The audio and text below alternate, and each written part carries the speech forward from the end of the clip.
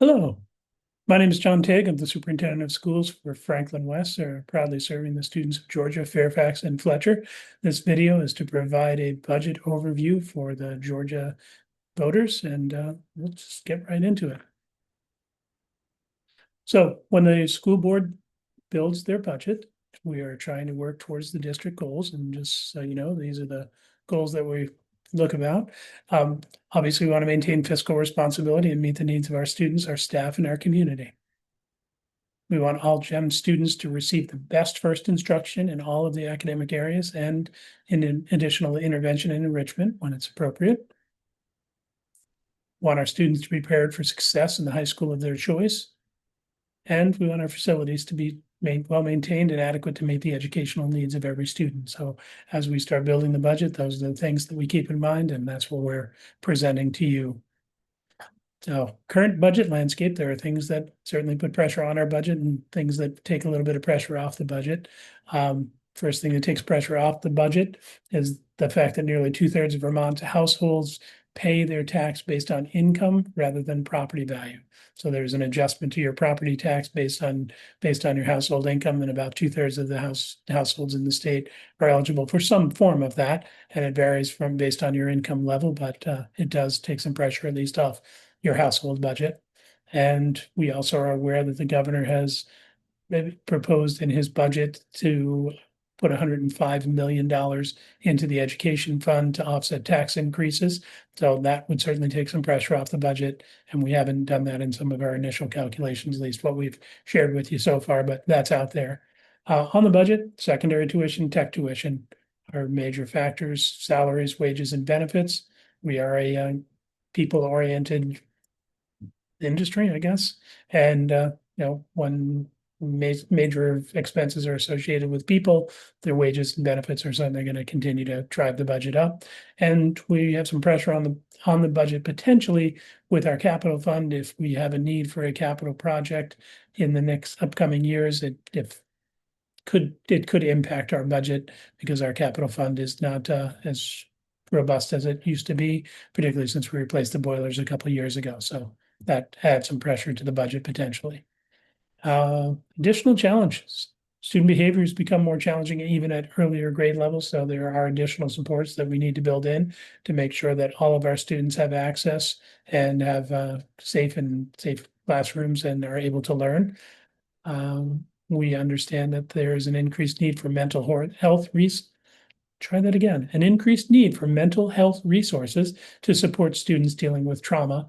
When organizations like NCSS receive less funding and are less able to serve our community, the school has to pick up some of those pieces in order for our students to access their education. So you will see that we have clinicians in our budgets and other mental health resources that are now considered part of the education fund that didn't used to be. And we also know the current education funding system is not sustainable for our taxpayers. Talked about that in the first video about the Vermont education funding system, and it continues to be true. We start thinking about this budget in July. Well, we really start thinking about it shortly after we get a passed budget, but July, when the school year starts, we look at enrollment.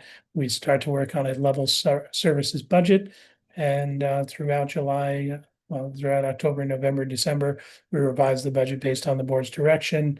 We look at how we can save money and present those options to the boards as we go. November through January, we're talking about trade-offs. We're talking about ways we can reduce and adjust. And come December, January, we start getting information from the state that allows us to talk about the tax impact and then also make decisions based on how this budget might impact our households. January, the board approves a budget based on our recommendation. We start to do the communication process. We send the flyers home.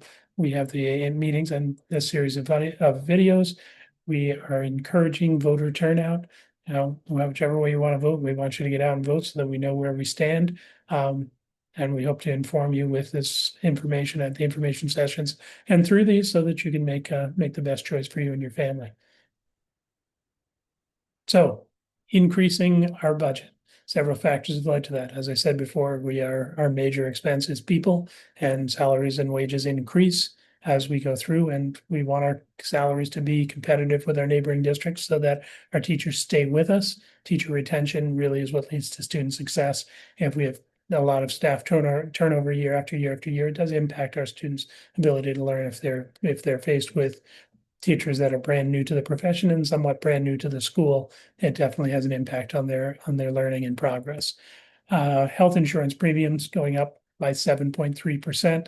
Health insurance is mandated as part of statewide bargaining. That includes the plans, that includes the rates, that includes the percentage that we pay. There's some work afoot in the legislature to maybe make some changes to how that whole system works, but till that changes, we get the amounts that we get the amounts from the insurance folks, and we have to adjust that into our budget. And finally, the rising cost of tuition and is a major factor in Georgia's budget. The high school tuition, school choice accounts for over 42% of the budget increase for this year. There's where we spend our money. You can see the elementary portion of things, the secondary portion of things, and then there's the high school tuition that I just spoke about, and then these various other slices of the pie, which honestly add to these elementary and secondary slices because they are services provided for elementary and secondary students. So well spread out, a little bit of debt service. We'll just go slow for a second. You can, of course, pause if you want to look for a particular slice. So numbers wise, special education costs were down by over $150,000. Professional development and intervention down by about 140,000. Compensatory education down by 66,500. Those last two are as a result of a early retirement incentive that the board offered to teachers so that we could reduce positions. So those couple of folks retired, and we plan to not replace their positions. So that'll be a savings for the town. Subs went up by about 10 grand. Contracted services about $36,000, and then transportation another $61,000 increase with the new bus contract that we're starting with this for this next year. So here's the big numbers. Budget total $18,869,484. That's an increase of 2.52%. Our per pupil cost went up by $15,830.04. Or it didn't go up by that. That's what it actually is. It is an increase of 6.77%. That pupil cost, if you remember from previous videos, is impacted by the long-term weighted average daily membership. And there was a fairly significant change in that, which leads to an increase in per pupil cost. Spending increases we've talked about: secondary tuition, salary, wages, and benefits. Spending decreases, the reduction of that 1.5 FTE of professional staff and special education costs. So those are factored into those.